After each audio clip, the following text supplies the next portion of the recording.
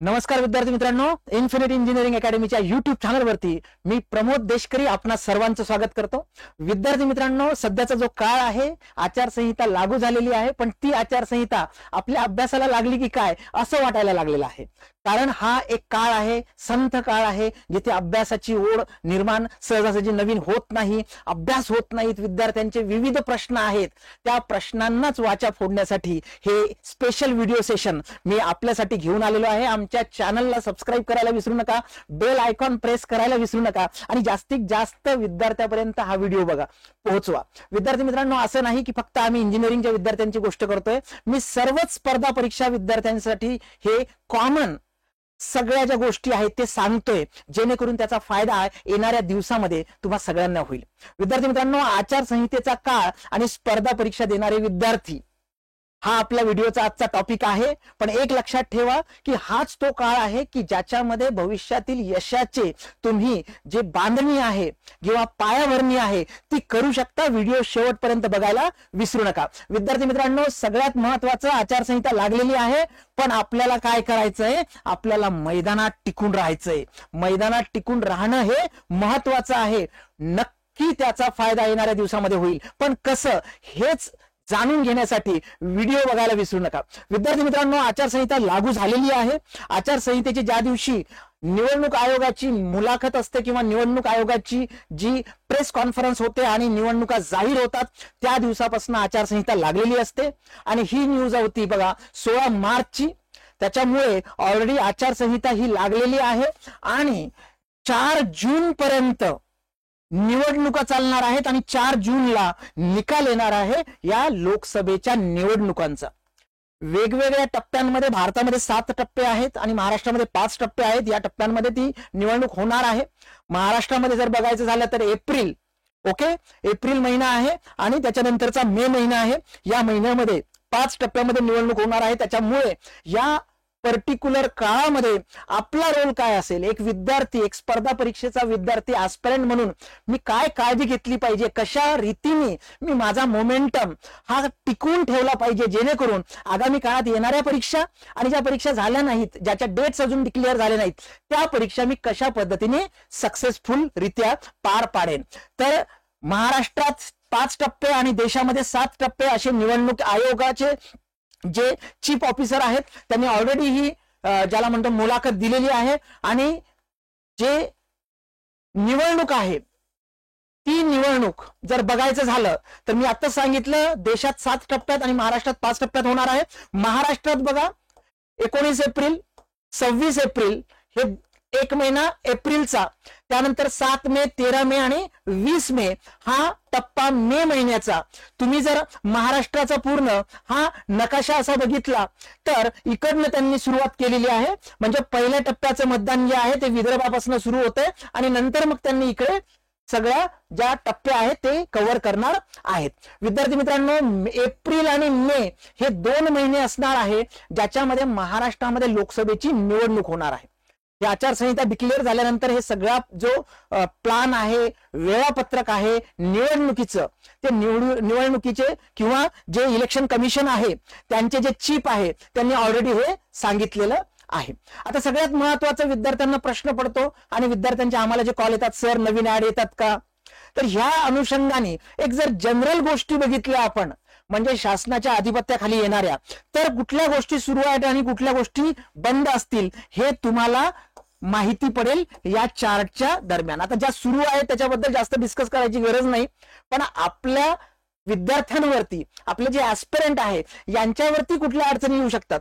आता बघा, जे काम सुरू राहणार आहे, तुमचं पेन्शनचं असेल, आधार कार्ड बनवायचं असेल, तुमचे डॉक्युमेंटेशन बनवण्याचं असेल, कास्ट सर्टिफिकेट, कास्ट व्हॅलिडिटी, त्याच्यानंतर बिलिंग्स, क्लिनिंग, जे मेडिकल फॅसिलिटीज आहेत, जे मेंटेनन्सची कामे आहेत, इन्फ्रास्ट्रक्चरची कामे आहेत, हे सगळं सुरूच असणार आहे. जे प्रोजेक्ट ऑलरेडी रनिंग आहे ते प्रोजेक्टही सुरू राहणार आहे, प्रकल्प सुरू राहणार आहे. तर ह्या गोष्टी ज्या आहेत ह्या गोष्टी सुरूच राहणार आहे. त्याच्यामुळे तुम्हाला जर एखादा जण सांगत असेल की निवडणुकीचे काम आहेत आणि तुमचं कास्ट व्हॅलिडिटी काही होणार नाही, ते चुकीचं आहे. तसं काही नाही, हे कामं होणारच आहे. मग कुठली कामं होणार नाही बघा, तर डेफिनेटली नवीन उद्घाटन आहे, शिलान्यास आहे, नवीन एखाद्या प्रोजेक्टचं उद्घाटन करणं आहे, हे सगळं बंद होणार. नव्या कामाचा शुभारंभ होणार नाही, म्हणजे नवीन काम स्वीकारलं जाणार नाही. शासना पातळीवरचं जे होर्डिंग्स आहेत ते लावले जाणार नाहीत. मतदारसंघात राजकीय दौरे नाहीत. सरकारी वाहनांना ते लाईट, दिवा, सायरन असलं काही नाही.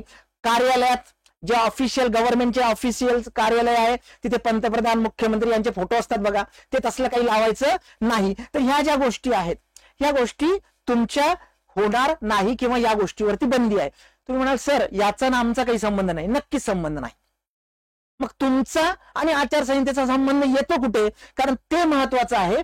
कारण त्याच्यावरती आपला पुढील जो नियोजन आहे, आपल्या अभ्यासाचं नियोजन आहे ते ठरणार आहे. हे जनरल गोष्टी आहेत की ज्या काय सुरू राहणार आणि काय बंद असणार. तर याच्यामध्ये विद्यार्थ्यांचा तसा काही संबंध नाही. पण एक लक्षात ठेवा विद्यार्थी मित्रांनो, की आचारसंहिता लागू झाल्यामुळे काही घडामोडी घडल्या आणि त्याच्यावरून आपल्याला अंदाज आला की काय होऊ शकतं. जसं युपीएससी आणि एमपीएससी, तसंच IFS इंडियन फॉरेन सर्व्हिसेस वगैरे ज्या आहेत या काय आहेत, या लांबणीवर टाकल्या गेल्या आहेत. म्हणजे जे नियोजित शेड्यूल होतं ते सुद्धा परीक्षा लांबणीवर गेलेले आहेत. फॉर एक्झाम्पल युपीएससीची बघा, हे जे शेड्यूल होतं जनरल इलेक्शनमुळे काय झालेलं आहे की प्रिलिम जी होती 2024 ची, which is also serve as a screening test for Indian forest services IFS 2024, आणि त्याच्या व्यतिरिक्त जे जनरल इलेक्शन आहे त्याच्यामुळे पर्टिक्युलर सिव्हिल सर्व्हिसेस ज्या आहेत युपीएससीच्या प्रिलिमच्या, या सुद्धा काय झालेल्या आहेत, पोस्टपोन झालेल्या आहेत. ज्या 26 मे, त्याच्यानंतर आता कधी तर 16 जून, तर ह्या पोस्टपोन झाले. 4 जूनला शेवटचा निकाल आपल्या हाती येणार आहे लोकसभेच्या निवडणुकीचा. तर युपीएससीची परीक्षा पुढे ढकलण्यात आलेली आहे. तसंच एमपीएससीच्या सुद्धा 2 परीक्षा ज्या आहेत त्या लांबणीवर आलेल्या आहेत. म्हणजे ह्या शेड्यूल्ड होत्या, पण शेड्यूल्ड परीक्षा आपल्याला सगळ्यांना माहिती असेल की 28 एप्रिलला जी गॅझेटेड प्री होणार होती. आता तुम्हाला माहिती आहे की राजपत्रित संयुक्त परीक्षा आहे, तर जी 28 एप्रिलची गॅझेटेड परीक्षा होती त्यांनी काय मेन्शन केलेलं आहे की यथाअवकाश त्याचं नवीन टाइम टेबल देण्यात येईल. त्या शब्दातच सगळं आलेलं आहे. आणि तसंच जे कल्याण अधिकारी, समाज कल्याण अधिकारी गट ब ही परीक्षा होती, या दोन्ही परीक्षा पोस्टपोन झालेल्या आहेत, पण अजून त्याच्या नवीन तारखा डिक्लेअर झालेल्या नाहीत. म्हणजे याचा अर्थ बऱ्यापैकी ज्या एमपीएससी आयोगाच्या परीक्षा आहेत ह्या पोस्टपोन होण्याचे चान्सेस इथे दिसतात, आणि 2चं ऑलरेडी त्यांनी तसं डिक्लेअर केलेलं आहेत. आणि हे कशामुळे झालेलं आहे, तर हे डेफिनेटली आचारसंहिता आणि निवडणुका याच्याशी संबंधित कार्यक्रमामुळे झालेलं आहे. आता कुठल्या परीक्षा रखडलेल्या आहेत हे सुद्धा बघून घेऊया. कारण आता बऱ्याचशा एक्झामिनेशन ज्या पाईपलाईन मध्ये होत्या पण त्याचा टाइम टेबलच आला नाही, त्याचं वेळापत्रकच आलं नाही. अशाही खूप साऱ्या एक्झाम्स आहेत विद्यार्थी मित्रांनो. वेळापत्रक जे आहे ते बेसिकली काही पर्टिक्युलर एक्झामिनेशनचं त्यांनी दिलेलंच नाही. तर ह्या सुद्धा बऱ्यापैकी ज्या परीक्षा आहेत त्या रखडलेल्या आहेत किंवा त्याच्याबद्दलचं काही अपडेट, कारण बरेचसे विद्यार्थी आम्हाला कॉल करतात आणि विचारतात सर MIDC आमच्या जागाचं आलेलंच नाही, PMC ATPचं तर काही आलेलंच नाही. तर हे जे आहेत हे सगळ्या ज्या प्रेझेंट आहेत, म्हणजे ज्या होत्या त्याही पोस्टपोन झालेल्या आहेत, काही एक्झाम रखडल्या आहेत त्या रखडलेल्याच आहेत. आणि अशा केसमध्ये विद्यार्थ्यांच्या मनामध्ये खूप सारे प्रश्न येतात. काय प्रश्न येतात? सर नवीन जाहिरात येते का? सर घोषित परीक्षा होतात का? सर निकाल जाहीर होतात का? आणि पदनियुक्ती होते का? कॉमन प्रश्न आहेत विद्यार्थी मित्रांनो. सगळ्यात महत्वाचं की ज्या परीक्षा एमपीएससी आयोगामार्फत घेतल्या जातात त्याचं शेड्यूल हे वर्षभराचं शेड्यूल असतं, त्याच्यामुळे सहजासहजी त्याच्यामध्ये काही बदल होत नसतात. पण तरी सुद्धा आताच आपण बघितलं की 2 परीक्षा एमपीएससीने काय केलेल्या आहे, पोस्टपोन केलेल्या आहेत. मग ते जर होऊ शकतं याचा अर्थ डेफिनेटली कामाचा ताण असेल किंवा डिपार्टमेंटल स्पेसिफिक ऍक्टिव्हिटीवरती कामाचा ताण असेल, या केसमध्ये बऱ्यापैकी आचारसंहितेचा त्याच्यावरती इम्पॅक्ट हा होत असतो. तर एक गोष्ट लक्षात घ्या की नवीन जाहिरात येते का? नवीन जाहिरात येण्याचे चान्सेस बिलकुल नसतात विद्यार्थी मित्रांनो. जसं नवीन कामाची सुरुवात वगैरे म्हटलेलं आहे तसं नवीन जाहिराती येत नाहीत याच्यामध्ये, हे एक गोष्ट लक्षात घ्या. आता घोषित परीक्षा होतात का? आता घोषित परीक्षा म्हणजे काय, ज्याचे फॉर्म भरून झालेले आहेत, ओके, डेट सुद्धा आलेले आहेत, त्या परीक्षा होणार आहेत. ओके, की ज्या परीक्षेच्या तारखा डिक्लेअर झालेल्या आहेत की बाबा रे स्पेसिफिकली या तारखेला होणार आहे. आता बघा ज्या परीक्षेच्या तारखा डिक्लेअर झाल्या होत्या तशा काही परीक्षा ह्या पोस्टपोन झालेल्या आहेत, त्याला पुढे ढकलण्यात आलेल्या आहेत. पण काही एक्झाम मात्र ज्याच्या ऑलरेडी ज्याला म्हणजे डेट डिक्लेअर झाल्यात अशा एक्झाम मॅक्सिमम होण्याचे चान्सेस आहेत. आता ज्या ढकलल्या गेल्यात त्या ढकलल्या गेल्यात, पण ज्या राहिलेल्या परीक्षा आहेत ज्याचे डेट डिक्लेअर आहेत जसं MIDCचं, तर त्या मात्र परीक्षा विद्यार्थी मित्रांनो होतीलच. निकाल जाहीर होतात का? आता सहजासहजी काय होतं की स्पेसिफिकली जर एक्झामच झाल्या नाही तर निकालचा प्रश्नच येणार नाही, पण जर निकाल तुमची एक्झाम झाली तर त्या केसमध्येही डिपार्टमेंटल ऍक्टिव्हिटी वाढल्यामुळे किंवा स्पेसिफिक एखाद्या पर्टिक्युलर ऑर्गनायझेशन दिल्यानंतर एक्झाम त्यांच्यामध्ये मॅनपॉवर आणि सगळ्या गोष्टीचा प्रॉब्लेम आल्यामुळे रिझल्ट लागण्याचे चान्सेसही तसे एकदम मिनिमम किंवा नगण्य असणार आहेत. निकाल जाहीर होण्याचे चान्सेस तिथे नसणारच आहेत. येते लक्षात? ज्यांचं शेड्यूल आहे त्या परीक्षा होतील, ज्यांच्या डेट आलेले आहेत. नवीन जाहिराती तर बिलकुल येणार नाही आणि निकाल सुद्धा जाहीर होण्याचे चान्सेस तसे कमीच आहेत. आणि पदनियुक्ती होईल का, म्हणजे पोस्टिंग होईल का, ज्यांचा ऑलरेडी स्पेसिफिक पर्टिक्युलर रिझल्ट लागलाय आणि तुमचं डॉक्युमेंट व्हेरिफिकेशन झालंय आणि आता तुम्हाला पदनियुक्ती, ही चान्सेस बिलकुल कमी असतात आणि होत नाहीत.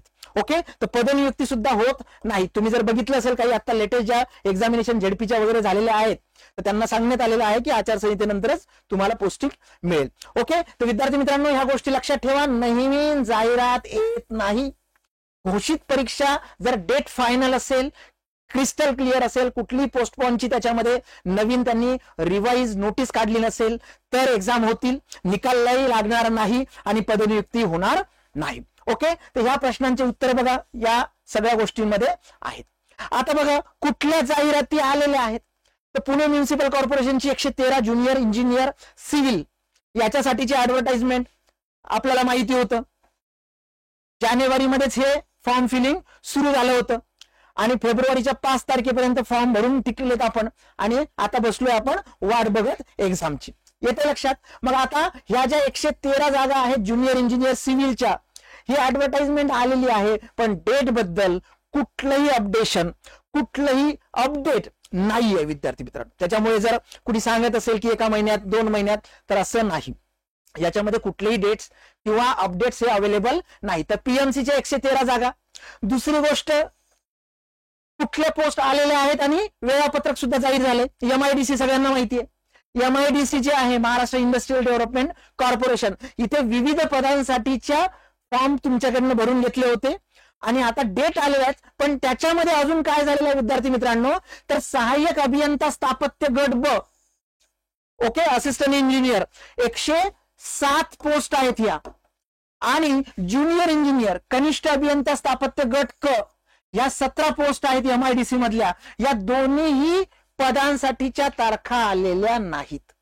या दोन्ही पदांसाठीच्या तारखा आलेल्या नाहीत. आता त्याच्यामध्ये स्पेसिफिक अपडेट असं आहे की नंबर ऑफ पोस्ट साठी अप्लाय करताना विद्यार्थी संख्या जास्त असल्यामुळे ते नाही आहेत, पण what ever it may be, पण एवढं मात्र आहे की जे टाइम टेबल आहे, वेळापत्रक आलेलं आहे, त्याच्यामध्ये या दोन्हीही पोस्ट साठीची एक्झाम नाहीये. मग कुठली आहे, तर एक्झिक्युटिव्ह इंजिनियर कार्यकारी अभियंता क्लास 1 3 पोस्ट होत्या आणि उपअभियंता स्थापत्य गट अ 13 पोस्ट होत्या. याच्यासाठी मात्र डेट आलेल्या आहेत. तसंच ज्युनियर इंजिनियर यांत्रिकी व विद्युत हे जे पोस्ट होती याच्यासाठी सुद्धा वेळापत्रक आलेलं आहे. आता वेळापत्रक बघा कुठलं कुठलं आलेलं आहे, तर 30 मार्चला लघुलेखक गट क, लघुलेखक गट क हे जे आहेत हे 30 तारखेला ऑनलाईन एक्झाम होणार. कनिष्ठ अभियंता विद्युत व यांत्रिकी ज्युनियर इंजिनियर इलेक्ट्रिकल मेकॅनिकल 2 तारखेला परीक्षा होणार आहे. एक्झिक्युटिव्ह इंजिनियर सिव्हिल आणि सब इंजिनियर स्थापत्य सिव्हिल हे 3 एप्रिलला उपअभियंता. ओके, मग आता याच्यासाठीच्या डेट्स आलेल्या आहेत. तसंच ह्या नॉन टेक्निकल पोस्ट आहेत, नगर रचनाकार असेल, उपरचनाकार असेल, सहाय्यक रचनाकार असेल, याची 3 एप्रिलला. म्हणजे इथे ज्युनियर इंजिनियर आणि असिस्टंट इंजिनियर सिव्हिलचं डेट दिलेलं नाही, पण बाकीच्यांचं वेळापत्रक आलंय. याचा अर्थ लक्षात घ्या, ह्या परीक्षा वेळेतच होतील. ह्या परीक्षा ज्या आहेत ह्या वेळेतच होतील. त्याच्यामुळे अभ्यास तर तुम्ही सुरू ठेवा. याच्यामध्ये 10 प्रश्न MIDC ऍक्ट बद्दलचे आहे, तुम्हाला ते माहिती असलं पाहिजे. ओके, तर वेळापत्रक जे आलेलं आहे ते फॉलो होईल, पण लक्षात ठेवा की कुठलं पर्टिक्युलर त्याच्यामधल्या पोस्टसाठी आलेलं आहे. मग विद्यार्थ्यांचा प्रश्न असेल की सर मग जे राहिलेल्या पोस्ट आहेत ते कधी होतील, 15 दिवसात होतील का, 20 दिवसात होतील का? विद्यार्थी मित्रांनो, जर ह्या एक्झाम त्याच विभागाच्या होणार असतील तर नक्कीच AE आणि JEE च्या सुद्धा एक्झाम लवकरच होतील. येते लक्षात? त्याच्यासाठी आचारसंहितेची वाट बघत बसायची गरज नाही. आता रद्द कुठल्या परीक्षा झाल्यात आपल्याला सगळ्यांना माहिती आहे. कार्यक्रम अमरावती जिल्ह्यातला, बरोबर आहे. तर विद्यार्थी मित्रांनो, वॉटर कन्झर्वेशन डिपार्टमेंट WCD जे जलसंधारण आहे त्याच्यामध्ये माननीय संजय देशमुख साहेबांनी रद्द केलेली आहे TCS ने घेतलेली एक्झामिनेशन. आता ही रद्द केलेली एक्झामिनेशन आहे. एवढं इन्फ्रास्ट्रक्चर, एवढ्या सगळ्या गोष्टी परत एकदा TCSच्या डेट्स, या सगळ्या गोष्टीचा जर एक लेखाजोखा बघितला तर नक्कीच आचारसंहितेच्या काळामध्ये परत ही एक्झाम होण्याचे चान्सेस तसे कमी आहेत. त्याच्यामुळे त्याच्यानंतरच ह्या एक्झाम होतील, कारण मुळातच हे कॉम्प्लिकेशन्स मध्ये गेलेलं आहे. आणि जी डेट होती 66 केंद्रावरती वगैरे जी घेण्यात आली होती 20 तारखेला वगैरे, तर ती आता एक्झाम जी आहे ही कॅन्सल झालेली आहे. ओके, तर त्याच्यामुळे ही सुद्धा एक्झाम आपण पाईपलाईन मध्ये घेऊया. आता एक लक्षात घ्या, WCD ची एक्झाम, MIDC ची JEE आणि AE साठीच्या पोस्ट अजून काही डिक्लेअर झालेलं नाही. तसंच अजून कुठल्या जाहिराती होत्या, येणार होत्या. तुम्ही म्हणाल सर तुम्हीच छाती टोकपणे सांगत होते हे येणार हे येणार हे येणार. तर विद्यार्थी मित्रांनो, त्या सुद्धा आपण कन्सिडर करूया. ते म्हणजे बृहन्मुंबई कॉर्पोरेशन, याच्यामध्ये तुमच्या असिस्टंट इंजिनियर आणि ज्युनियर इंजिनियर, सब इंजिनियर आणि ज्युनियर इंजिनियर, इलेक्ट्रिकल, मेकॅनिकल आणि सिव्हिल याच्यासाठीच्या ऍडव्हर्टाइजमेंट येणे बाकी आहे. वॉटर रिसोर्स डिपार्टमेंट मधल्या सुद्धा ज्युनियर इंजिनियरच्या येणं बाकी आहे, त्या सुद्धा जास्त जागा आहेत. आणि वेल ज्याला म्हणतो आपण की अॅक्नॉलेज, सगळ्यात जास्त वाट बघतात विद्यार्थी, तशी असिस्टंट टाउन प्लॅनरची सुद्धा एक्झाम, त्याची नोटिफिकेशन अजून आलेलं नाही. तर ह्या ज्या एक्झाम्स आहेत ह्या पाईपलाईन मध्ये आहेत. ह्या येणाऱ्या एक्झाम्स आहेत. रखडलेली WCD ची, MIDC ची ज्याला अजून डेट आलेली नाही, आणि काही एक्झाम्सच्या PMC वगैरे डेटच आले नाहीत. तर अशा एक्झाम्ससाठी आपल्याला प्रिपरेशन करणं गरजेचं आहे. ओके विद्यार्थी मित्रांनो, तुम्ही म्हणाल सर हे सगळं आम्हाला माहिती होते, परत सांगायची काय गरज आहे? काही नाही, आपण एक रिव्ह्यू घेतलाय. कारण आता काय झालंय की आपण थोडस सेटल डाऊन झालेलो आहे, आपण रिलॅक्स झालेलो आहे. जोपर्यंत आपल्या समोर ते बुल्स आय लावत नाही तोपर्यंत आपण त्या बाणाला धारच लावत नाही, आपण बघत बसतो. हा बघू, लावल्यानंतर बघू, आपला निशाणा आहे जोरदार आहे. पण नाही विद्यार्थी मित्रांनो, हाच तो काळ आहे आचारसंहितेचा. मग फायदा कसा घ्यायचा आचारसंहितेचा? कारण बरेच जण काय करतात, याचा बाऊ करून घेतात. आचारसंहिता आहे, नवीन ऍड येणार नाही, एक्झामचं काही खरं नाही, रिझल्ट काही लागणार नाही, पोस्टिंग तर बिलकुल मिळणार नाही. हे सगळं त्या विद्यार्थ्यांसाठी आहे जे विद्यार्थी फक्त आणि फक्त gossip, comments, negative thought process याच्यामध्ये किंवा डिजिटल मीडिया मधले जे काही कामाचे नाहीत असे रील्स स्क्रोल करणे याच्यामध्ये अडकून पडलेले आहेत. पण विद्यार्थी मित्रांनो, लक्षात ठेवा, हाच तो काळ आहे जो येणाऱ्या काळासाठी तुम्ही बेस्ट, परफेक्ट, कॉन्क्रीट पाया ज्याला म्हणतो आपण, तो तयार करू शकता. तर फायदा करून घ्यायचा आहे, फायदा करून घ्यायचा आहे आचारसंहितेचा. 4 जूनला निकाल येणार आहे, म्हणजे जून 4 पर्यंत तर काही होणार नाही. त्याच्यानंतर 10 दिवस सगळे खुशीत, काही जण गम मध्ये असतील, त्याच्यामुळे तोही पार्टिक्युलर पार्ट जो आहे तो साईडला ठेवावा लागेल. पण त्यानंतर मात्र कामाचा धडाका सुरू होईल शासनामध्ये, जे काही होईल त्यानंतर, पण कामाचा धडाका होईल. आणि त्या केसमध्ये नक्कीच हे सगळे जे पाईपलाईन मधले प्रोजेक्ट्स आहेत, पाईपलाईन मधले ऍक्टिव्हिटीज आहेत, ह्या सगळ्या होतील. विद्यार्थी मित्रांनो, नक्कीच आचारसंहितेचा काळ सुरू आहे. तुमच्या मनामध्ये काही प्रश्न सुरू असतील, काही डाऊट्स असतील, सर पुढं काय करायचं, काहीच दिसत नाहीये, एक्झाम नाहीये, आता जे सिलेक्शन होतं ते झालं नाही सर, अर्ध्या मार्काने 1 मार्काने गेलंय सर. एक लक्षात ठेवा, खूप मोठा मॉब तुमच्यामधनं निघून गेलेला आहे, तो सिलेक्ट झालेला आहे. ते आता परत येण्याचे चान्सेस नाही आहेत, कारण PWD JEE आता परत होणार नाहीये या येणाऱ्या थोड्याशा काळामध्ये. त्याच्यामुळे मॅक्सिमम विद्यार्थी सेटल डाऊन झालेले आहेत डिपार्टमेंटला जाऊन. मग उलट तुम्हाला अजून जास्त चान्स आहे. बरेचसे विद्यार्थी सगळ्या एक्झाम मध्ये कॉमन असतील, ZP मध्ये तोच, त्यानंतर CA मध्ये तोच, PWD JEE मध्ये तोच. तर तो विद्यार्थी त्याच्या थॉट प्रोसेसनुसार टॉपवर जाऊन बसेल, पण सेटल होईल. बरोबर आहे. त्याच्यामुळे तुम्हाला नक्कीच अभ्यास आणि अभ्यासच करायचा आहे. तर तुम्ही जर म्हणत असाल सर समोर काय करायचं, तर विद्यार्थी मित्रांनो अभ्यास करायचा. तुम्ही म्हणाल सर होत नसतो, तर मग का होत नसतो, काय कारण आहे आणि होण्यासाठी काय करायचं हेच आपण सांगणार आहोत. व्हिडिओ शेवटपर्यंत बघा. त्यानंतर दुसरं काही विद्यार्थी काही परीक्षा सोडल्या, परीक्षा नसलेला कालावधी आहे, तर बोरिंग टाइम आहे, काहीच होत नाहीये. MIDCचं करायला बसलो, नेमकी आमची पोस्ट सोडून सगळ्या पोस्टचं ऍडव्हर्टाइजमेंट आलं. सगळ्या गोष्टी मान्य आहे. काही परीक्षा सोडल्या तर परीक्षेचा कालावधी नाहीये, पण हाच तुमचा प्रिपरेशनचा कालावधी आहे. जेव्हा कुठल्या स्पेसिफिक ज्याला म्हणतो स्पर्धा नसतात, जेव्हा स्पोर्ट्समध्ये कुठल्या स्पर्धा नसतात तर तो गडी काय करत असतो, तो प्रॅक्टिस करत असतो, तो स्वतः प्रॅक्टिस करत असतो आणि येणाऱ्या स्पर्धेसाठी तयार होत असतो. एक्झाम समोर असल्याशिवाय अभ्यास होत नाही, काही जणांचं म्हणणं असतं. तर ते मी मला बुल्स आयचं सांगितलं तुम्हाला, ते लावल्याशिवाय आम्हाला निशाणात धरता येत नाही, तर तिकडे बुल्स आय राहायचं, आम्ही इकडे निशाणा धरायचो.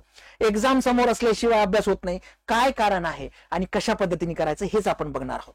अभ्यास करायचा आहे, पण काय व कसा करावा. तर करायचं आहे वाटतं रोज सकाळी किंवा रोज संध्याकाळी, पण होत नाही. कसं करावं, कुठून सुरुवात करावी. अभ्यास झालेला आहे, मी झेडपी दिली आहे, पीडब्ल्यूडी दिली आहे, आता पुढे काय. तर विद्यार्थी मित्रांनो, हे सुद्धा आपण लक्षात घेतलं पाहिजे. दिलेला परीक्षेचा निकाल लागला नाही, आता काही जणांना ती चिंता असते, पण जे काम केलेलं आहे ते साईडला ठेवून द्यायचं. कार्य कर, फलकी चिंता मत कर, असं कोणतरी म्हटलंय. साईडला ठेवायचं, नवीन एक्झामसाठी तयारी करायची. रिझल्ट लागेलच कधी ना कधी, जाईल कुठं, बरोबर आहे. हे सगळं तुमच्या मनामध्ये आहे विद्यार्थी मित्रांनो, पण एक लक्षात ठेवा की आचारसंहितेचा बाऊ करू नका. या गोष्टीमध्ये कुठे डिमॉरलाइज होऊ नका. स्लो काळ आहे, डेफिनेटली स्पीच जी आहे ती संत पीच आहे. रन होत नाहीयेत, काहीच पर्टिक्युलर ऍक्टिव्हनेस होत नाहीये. बऱ्याचदा तुम्ही मॅच बघतो आपण आणि खूप वेळपर्यंत 10-15 ओव्हरपर्यंत आपली बॅटिंग असेल आपल्या देशाची, भारताची, तर आपल्याला टाळीच वाजवायला मिळत नाही, किंवा आपली बॉलिंग असेल विकेटच पडत नाही, मग नुसती फिल्डिंग जरी कोणी केली तरी आपण टाळ्या वाजवतो. याचा अर्थ काय, तर याचा अर्थ हा की जर संत पीच असेल, स्लो ग्राउंड असेल, अशा वेळेस तुम्ही टिकून राहणं महत्वाचं. आपल्या लहानपणीच्या काळामध्ये बघा, 1-2 विकेट पडले की आपलं सगळं पसाराच लागायचा मागे. मग अशा वेळेस तेंडुलकर साहेब असतील, गांगुली असतील, हे लोक काय करायचे, फक्त टिकून राहायचे. मग अभ्यास होत नाही, त्या लेवलला होत नाही, 12-12 तास, 14-14 तास. पण आता तुम्ही ऍव्हरेज स्टडी हा तुमचा झालाच पाहिजे. तर स्लो पिच वरती तुम्हाला टिकणं महत्वाचं आहे. रन आपोआप होतील. पहिल्या 15 ओव्हरमध्ये ठोकपीट केली, 2-4 विकेटा पडल्या, झेडपी मध्ये नाही झालं, पीडब्ल्यूडी जेई मध्ये नाही झालं, पीडब्ल्यूडी सीई मध्ये नाही झालं, थोड्या मार्काने गेलं, सेल्फ आउट झालो, अजून काहीतरी प्रॉब्लेम झाला. पण आताचा आचारसंहितेचा साधारणतः 4 जून 14 जून म्हणूया आपण, इथपर्यंतचा काळ आपल्या हातामध्ये आहे. तिथे फक्त तुम्हाला ऍव्हरेज स्टडी करायचा आहे किंवा तुम्ही टिकून राहणं गरजेचं आहे. ती कन्सिस्टन्सी, ते मोटिवेशन तसंच ठेवायचं आहे. ओके, तर ह्या गोष्टी जर तुम्ही आत्ता केल्या, आचारसंहितेमध्ये केल्या, तर नक्कीच तुमच्या मनामध्ये कुठलाही बाऊ तयार होणार नाही. To win the game, remain in the game. तुम्ही तिथे टिकणं गरजेचं आहे. अभ्यास स्लो असेल, एखाद्या दिवशी 7 तास झाला, एखाद्या दिवशी 5 तास झाला, एखाद्या दिवशी 12 तास झाला, एखादं मोटिवेशन घेतलं डायरेक्ट 12 तास झाला आणि नाही झाला दुसऱ्या दिवशी, घाबरू नका, टेन्शन घेऊ नका, डिमॉरलाइज होऊ नका. पण जर तुम्ही 8 दिवसाचा वीकली प्लॅन असेल तुमचा, तर तुम्ही चेक करा की ऍव्हरेज माझा तो 8 तासाचा झाला की नाही. ओके, तर विद्यार्थी मित्रांनो, आचारसंहिता तिचं काम करेल, आपण आपलं काम करायचं. मग विद्यार्थ्याची स्ट्रॅटेजी काय असली पाहिजे, काय पद्धतीने आपण आता या काळामध्ये जपलं पाहिजे, स्वतःला अभ्यास करत ठेवलं पाहिजे. 14 जून मी सांगतोय, 4 जून ते 14 जून पर्यंत आपल्याला असं लक्षात ठेवायचं की ज्या येणाऱ्या छुटपुट एक्झाम्स आहेत तेवढ्या एक्झामसाठी प्रिपरेशन करायचं. पण पुढे त्याच्यानंतर येणारा जो फ्लो आहे तिथे मात्र टिकायचं आहे. मग काय केलं पाहिजे, तर कन्सिस्टन्सी ही ठेवली पाहिजे. विद्यार्थी मित्रांनो, लक्षात घ्या, आज आपण व्हिडिओ केला, एक्साइटमेंट मध्ये गेलो आणि केला अभ्यास, बरोबर आहे, हे झालं मोटिवेशन. पण मोटिवेशन डाय आउट होतं. आज व्हिडिओ बघितला, 8 दिवसानंतर त्याचा पसारा, म्हणजे excitement to direct die out, असं नको व्हायला. तुमचं मोटिवेशन हे ऑसिलेशन सारखं सस्टेन्ड ऑसिलेशन असलं पाहिजे, कन्सिस्टंट ऑसिलेशन असलं पाहिजे. म्हणजे तुमचा जो ऑसिलेशन्स आहेत, जे काही असेल, मोटिवेशन असेल किंवा कन्सिस्टन्सी असेल, ही कॉन्स्टंट असली पाहिजे. ठीक आहे, एखाद्या ठिकाणी जास्त होईल, एखाद्या ठिकाणी कमी होईल, पण ऍव्हरेज जर काढला तर तुम्हाला तसंच झालं पाहिजे, तो डाय आउट व्हायला नको. हे मी इलेक्ट्रॉनिकच्या भाषेत बोलतोय, पण मोटिवेशन हे क्षणिक असणार आहे, पण कन्सिस्टन्सी, तुम्ही मेंटेन केलेली जी काही इफिशियन्सी आहे ती मात्र तुम्हाला खूप कामी येणार आहे आणि ती ठेवायची. ती कशी ठेवायची, एखाद्या दिवशी 5 तासच अभ्यास झाला, इट्स ओके, त्याचं टेन्शन घेऊ नका. दुसऱ्या दिवशी 8 तास झाला, तिसऱ्या दिवशी 12 तास झाला, ऍव्हरेज निघालाय की तुमचा आता व्यवस्थित, बरोबर आहे. मग अशा केसमध्ये मोटिवेशन, कन्सिस्टन्सी ही स्ट्रॅटेजी तुमची असली पाहिजे. Okay, maintain the average study time, आताच मी तुम्हाला सांगितलं की असं नको, असा हट्ट नको, अट्टहास नको की बाबा रे रोज माझा 12 तास झालाच पाहिजे. होणारच नाही आता या काळामध्ये. कारण ह्या काळामध्ये एकतर 15-20 मिनिटं आपली सहज, यांनी हे केलं त्यांनी त्याच्यावरती उभं राहिला, तिथं तर काहीच खरं नाही, त्यांचा अजून नेताच डिक्लेअर झाला नाही, उमेदवार डिक्लेअर झाला नाही, ह्या सगळ्या गोष्टी होतात आणि त्याच्यामध्ये इंटरेस्ट असतो. बघा तुम्ही म्हणजे दुसऱ्या बाजूसाठी आपण जिथे आपला अँप्लिट्यूड असेल, लाऊडनेस असेल ती कमी असते, पण असा विषय निघाला मित्रात की डायरेक्ट आपण लाऊड होतो. तर गोष्टी लक्षात ठेवा की ॲव्हरेज स्टडी टाइम हा मेंटेन करा. एखाद्या दिवशी कमी होईल, एखाद्या दिवशी जास्त होईल, पण तो असलाच पाहिजे. दुसरी गोष्ट, stay tune with the study. असं नाही की 8 दिवस काहीच केलं नाही, नुसतं भोपाळला करत फिरलो, कुठेतरी गावाला जाऊन आलो, सणवार होळी हे ते, आणि नंतर मग लागलंय नाही, तिथं परत तुम्हाला त्रास होईल. तर प्रत्येक वेळेस तुमचा टच हा असलाच पाहिजे, मग तो काळ कुठलाही असो. बरेचसे विद्यार्थी मित्र आता म्हणतात की सर ऑनलाईनचं एक्झामिनेशन झाल्यात, सगळ्या ऑनलाईन होत्या, TCS IBPS, त्याच्यामुळे आता आम्ही प्रॅक्टिस करताना सुद्धा मोबाईलवरती क्लिक करून, कॉम्प्युटर डेस्कटॉप लॅपटॉपवरती क्लिक करूनच आम्ही एक्झाम देतोय किंवा प्रॅक्टिस करतोय, टेस्ट देतोय. पण विद्यार्थी मित्रांनो त्याला काही लिमिटेशन्स आहे, तुम्ही ऑब्झर्व करा. जे विद्यार्थी खरंच चांगला अभ्यास पॅटर्न असेल त्यांचा, ते मला सहमत करतील की तुम्ही ऑफलाईन प्रॅक्टिस करण्याची प्रयत्न करा. प्रिफर ऑफलाईन प्रॅक्टिस, हे खूप महत्वाचं आहे. कारण ऑफलाईन प्रॅक्टिस मध्ये जेव्हा आपण पर्टिक्युलर, तुम्ही आळे करू नका, तुम्ही गोळ करू नका, पण तुम्ही पेपरवरती हार्ड कॉपीमध्ये प्रश्न घ्या आणि त्याची उत्तरं सॉल्व्ह करण्याचा प्रयत्न करा. येते लक्षात? तर ऑफलाईन प्रॅक्टिस जेवढी जास्त होईल तेवढा तुमचा time, study time, average study time आणि जे ट्युनिंग आहे तुमच्या स्टडी सोबतचं, कारण मी जेव्हा काही ऍक्टिव्हिटी, इंटेलेक्च्युअल स्किल आणि मोटर स्किल, बरोबर आहे, हे जेव्हा मॅच होतात तुमच्या, त्यावेळेस रिकॉलिंगला तुम्हाला प्रॉब्लेम जात नाही.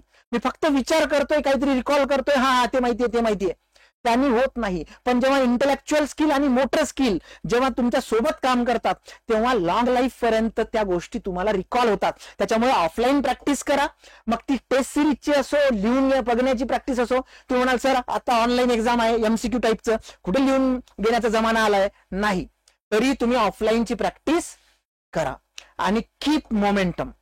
जो काही तुमचा पेंडुलम आहे, जो तुम्ही पेंडुलम इकडे घेऊन सोडलेला आहे, तो तसाच राहिला पाहिजे. मध्ये जर वाटलं की हा स्लो डाऊन झालाय तर अजून एक्सटर्नल फोर्स अप्लाय करा, पण तो जो पेंडुलम आहे तो सतत हलवत ठेवा. तो मोमेंटम तुम्हाला युजफुल होईल तुम्हाला येणाऱ्या काळामध्ये. तर विद्यार्थी मित्रांनो, ह्या स्ट्रॅटेजीज तुमच्या असल्या पाहिजे. मोटिवेशनला कन्सिस्टन्सी मध्ये कन्वर्ट करा. ॲव्हरेज स्टडी टाइम तुमचा डिफाईन करा. स्टडी बिलकुल सोडू नका. हा, बोर झालंय मराठीमधनं इंग्लिशमध्ये करा.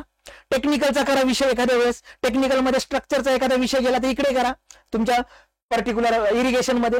किंवा इलेक्ट्रिकलचे विद्यार्थी असाल तर एकदा तुम्ही टेक्निकल गेलात, ऍप्टी रिझनिंग कडे जा. मेकॅनिकलचे असेल तर तुमच्या टेक्निकल मधले काही थर्मल मध्ये जा. जे विषय तुमच्या आवडीचे आहेत त्याच्यात जा.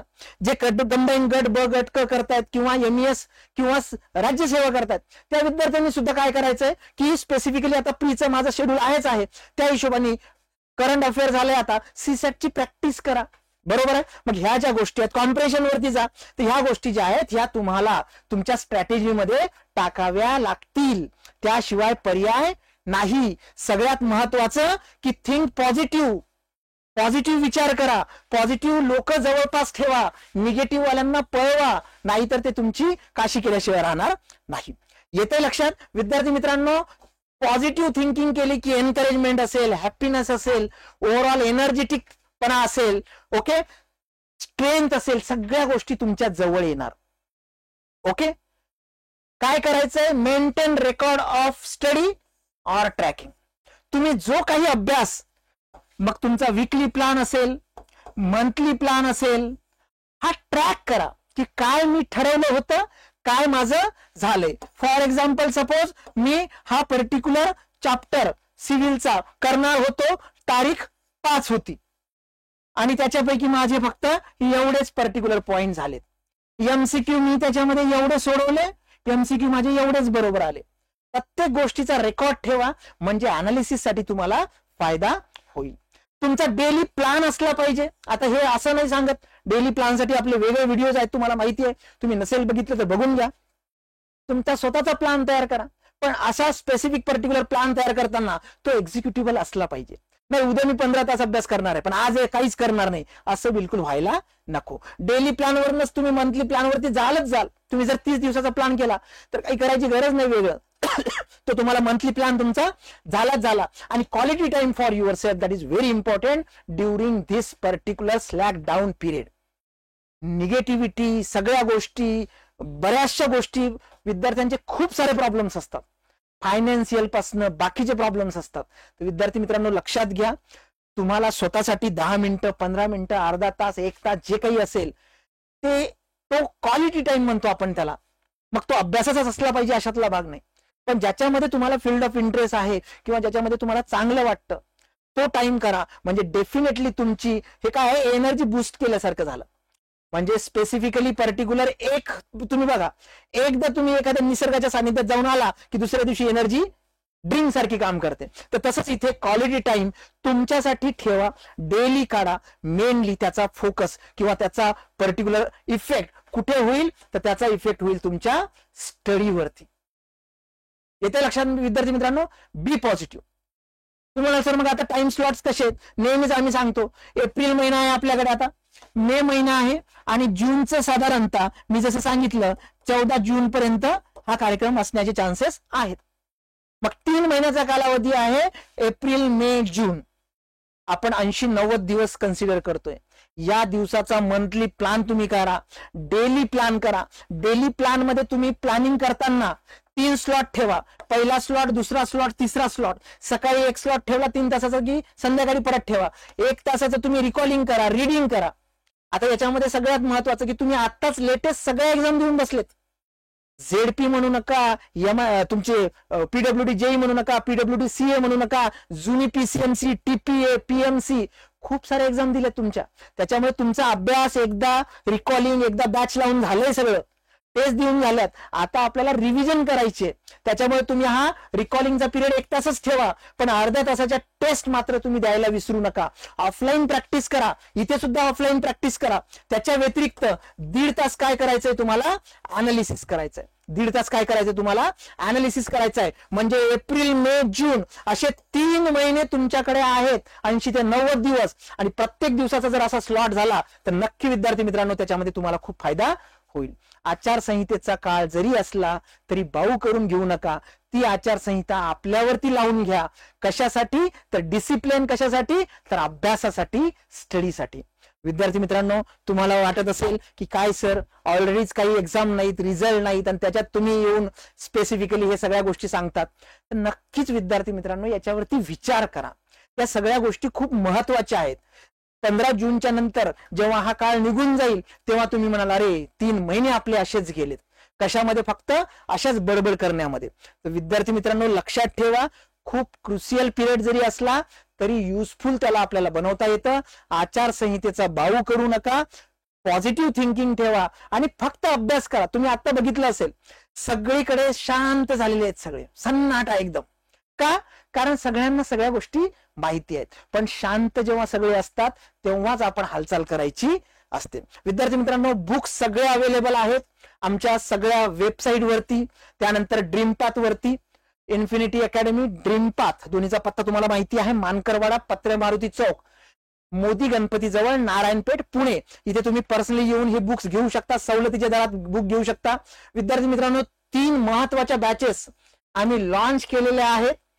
त्या आहेत foundation, master foundation batch civil साठी आहे, त्यानंतर मेकॅनिकल साठी आहे आणि इलेक्ट्रिकल साठी आहे. याच्यामध्ये तुम्हाला सगळ्या प्रकारचे इनपुट मिळतील हार्ड कॉपीच्या मटेरियल सहित. याच्यावरती ऑलरेडी मी एक व्हिडिओ केलेले आहेत प्रत्येक ब्रँडसाठी, ते तुम्ही बघू शकता. तुम्ही डिप्लोमाचे विद्यार्थी असाल, डिग्रीचे विद्यार्थी असाल, स्पर्धा परीक्षेचे ऍस्पिरंट असाल, हे जी बॅच आहे तुम्हाला खूप कामी येईल. प्रॅक्टिस क्वेश्चन साठी 3000+ आणि आपलं सर्वात जास्त खप होणारं 10,000 MCQचं जे पुस्तक आहे हे पुस्तक तुम्ही घेऊ शकता. सगळ्या एक्झाम्स 2013 ते 2023 पर्यंतच्या, आता लेटेस्ट 24 पर्यंतच्या सगळ्या एक्झाम्स याच्यामध्ये कव्हर आहेत. 85 पेक्षाही जास्त क्वेश्चन्स पेपर याच्यामध्ये अवेलेबल आहेत. Formula sheet, definition sheet best selling product आहेत इन्फिनिटी अकॅडमीचं. हे खूप युजफुल टूल्स आहेत जे कॉलेजियन्स आहेत, जे कॉलेजमध्ये स्टडी करतायत, आता कॉलेजमध्ये आहेत, third year, final year, second इयरला, त्यांच्या रूममध्ये, त्यांच्या हॉस्टेलमध्ये, त्यांच्या घरी लावण्यासाठी सुद्धा खूप महत्वाच्या A2 साईजच्या खूप मोठ्या शीट्स आहेत, या तुम्ही घेऊ शकता. विद्यार्थी मित्रांनो, प्रत्येक वेळेस तुम्ही आम्हाला भरभरून प्रेम दिलेलं आहे. स्लॅक टाइम आहे, नक्कीच तुम्हाला याच्यामध्ये एनर्जी मिळावी हाच आमचा उद्देश असतो. तुम्ही आम्हाला सगळ्या प्लॅटफॉर्मवरती फॉलो करा, आम्हीही तुम्हाला प्रत्येक गोष्टीमध्ये मदत करत जाऊ. येणाऱ्या काळामध्ये ज्या काही एक्झाम्स येतील त्याचं प्रिपरेशन, कारण PMC आहे बघा, MIDC अजून आलेला नाही, ATP येणारच आहेत, त्याच्या व्यतिरिक्त PMC असेल, कारण ह्या सगळ्या आता पाईपलाईन मध्ये आहे. 14 तारखेनंतर बघा, मी तुम्हाला सांगितलं, काही खूप आनंदित असतील आणि काही खूप दुःखात असतील, तर नक्कीच आपला मात्र फायद्याचा काळ त्याच्यानंतरचा असेल, पण हा सुद्धा काळ आपण फायद्याचा करू शकतो. विद्यार्थी मित्रांनो, परत एकदा जर तुम्हाला हा व्हिडिओ वाटला, चांगला इन्फॉर्मेटिव्ह वाटला, काहीतरी वाटलं की सरांनी इनपुट दिलंय, तर लाईक करायला विसरू नका, तुमच्या मित्रांना शेअर करायला विसरू नका, आणि एका पर्टिक्युलर डिजिटल प्लॅटफॉर्मवरनी तुम्ही जर आम्हाला सबस्क्राईब केलं असेल तर वेगवेगळ्या डिव्हाइस मधनं करा. ओके, तर विद्यार्थी मित्रांनो, be positive, definitely will have a success. Thank you very much.